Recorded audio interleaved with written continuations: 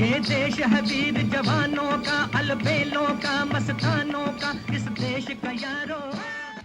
Sir जो तेरा चकराए या दिल डूबा जाए, आजा प्यारे पास हमारे। पर्दा है पर्दा, पर्दा है पर्दा, तेरी आँखों के सिवा दुनिया में रखा क्या है। नहीं, मेरे बाप के बारे में कोई गलत बोलेगा तो I will not stop, I will not keep quiet, I am sorry whoever. अगर आपको कहा जाए कि मोहम्मद रफ़ी की गायकी में कोई वेरिएशन नहीं था, यानी वो सिर्फ एक तरह के ही गाने गाते थे, तो क्या आप उससे सहमत होंगे? उनके फैंस और संगीत के चाहने वाले के तौर पर आप इस बात को मानेंगे? मुझे तो नहीं लगता, और शायद कोई भी नहीं। You are a learned person here. Have some shame. Not at this age. Put this. नहीं, मेरे बाप के बारे में कोई गलत बोलेगा तो I will not stop. I will not keep quiet. I'm sorry whoever it is. पर अगर ऐसी ही बात संगीत की किसी दिग्गज ने कही हो तो फिर एक बार आप सोचेंगे कि ये क्या कह दिया। आशा भोसले ने रफ़ी साहब के बारे में कुछ ऐसा बोला कि जिससे विवाद खड़ा हो गया। इस बात को लेकर जब रफ़ी साहब के बेटे से पूछा गया तो उन्होंने कुछ ऐसा कहा कि जिसकी सारी तरफ चर्चाएं हो रही हैं। लेकिन बहुत कम लोग जानते होंगे कि मोहम्मद रफ़ी और आशा भोसले एक दूसरे को पसंद नहीं करते थे, मतलब उन लोगों की आपस में बनती नहीं थी। पहले मोहम्मद रफ़ी की लता मंगेशकर के साथ भी अनबन हुई थी। इस बात के बारे में रफ़ी साहब के बेटे शाहिद रफ़ी ने इस इंटरव्यू में बताया।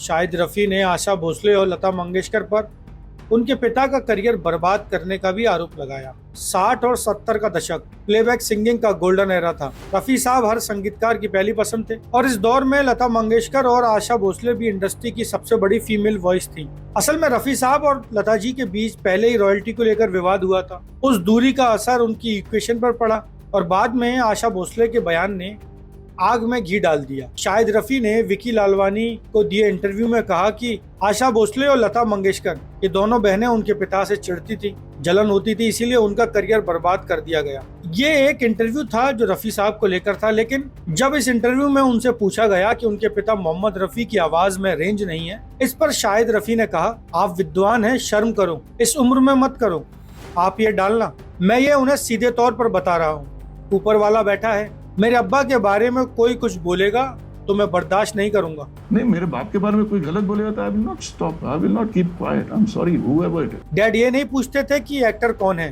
डैड पूछते थे कि सिचुएशन क्या है पिक्चर में, जैसे कि जुताई हो रही है, लड़ाई हो रही है, कव्वाली हो रही है। अब आप वेरिएशन की बात कर रहे हैं तो मैं आपको बता दूं, आवाज को मॉड्यूलेट यानी बदलना भी वेरिएशन है। वैसे रफ़ी साहब ने अलग अलग तरह के गाने गाए हैं, जैसे सर जो तेरा चकराए, सर जो तेरा चकराए या दिल डूबा जाए, आजा प्यारे पास हमारे। पर्दा है पर्दा, पर्दा है पर्दा, पर्दा है पर्दा, एक भजन मन तड़पत हरि दर्शन को आज, रोमांटिक तेरी आंखों के सिवा। तेरी आँखों के सिवा दुनिया में रखा क्या है। शाहिद रफ़ी ने आगे कहा, तुम बूढ़ी हो गई हो, खुद की बात करो। मुझे उनके सामने ये कहने में कोई झिझक नहीं है और मैंने लता जी को उनके निधन से पहले ही ये बात बता दी थी।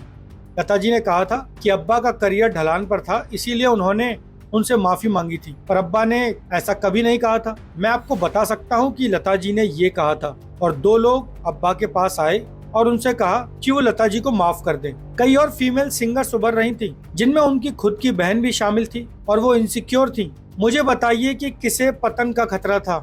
शाहिद रफ़ी ने इस इंटरव्यू में आगे बताया कि जब Guinness book of world record में सबसे ज्यादा गाने गाने का रिकॉर्ड दर्ज होना था तो सबसे पहले रफ़ी साहब का नाम आया था, लेकिन लता जी ने दखल दिया और उन्होंने कहा कि उन्होंने सबसे ज्यादा गाने गाए हैं। इसके बाद डैड का नाम पीछे चला गया। दोस्तों, उस दौर की राइवलरी और ईगो क्लैश अब इतिहास का हिस्सा है, लेकिन सवाल ये है कि क्या इन विवादों से रफ़ी साहब की महानता कम हो जाएगी या उनका संगीत इनसे कहीं ऊपर है? सोचिए, मन तड़पत हरि दर्शन को आज जैसे भजन से लेके पर्दा है पर्दा जैसी कव्वाली और तेरी आंखों के सिवा जैसे रोमांटिक गीत दिए हों, क्या उनकी आवाज में वेरिएशन नहीं था? अगर आपको वीडियो अच्छा लगा हो तो वीडियो को लाइक कीजिए, सिनेमा 70mm को सब्सक्राइब कीजिए और देखते रहिए सिनेमा 70mm।